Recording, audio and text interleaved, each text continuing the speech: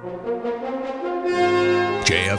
40 years, 40 people, 40 stories. On News Talk 820 WBAP.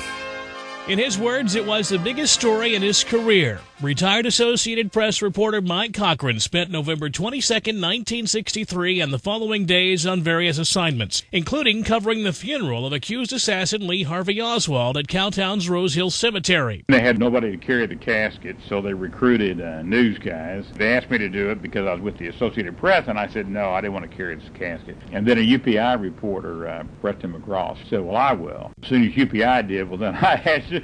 That's how I became a pallbearer. That pallbearer experience paid dividends a few years later when the AP assigned Cochran to interview Oswald's widow, Marina, at her home in Richardson. Showing up unannounced, Cochran's interview request was turned down by the now remarried Marina Porter, whose husband Kenneth was at work. Cochran mentioned that he had served as a pallbearer for her late husband, and that got him in the door for a cup of coffee. 6 hours later, we were still talking. She got up at one point and flopped this Playboy down in front of me and says, there's a story there that Marina had been the one ultimately responsible for the assassination because it was her sexual rejection of Oswald. I looked up and Marina says, I think he's right.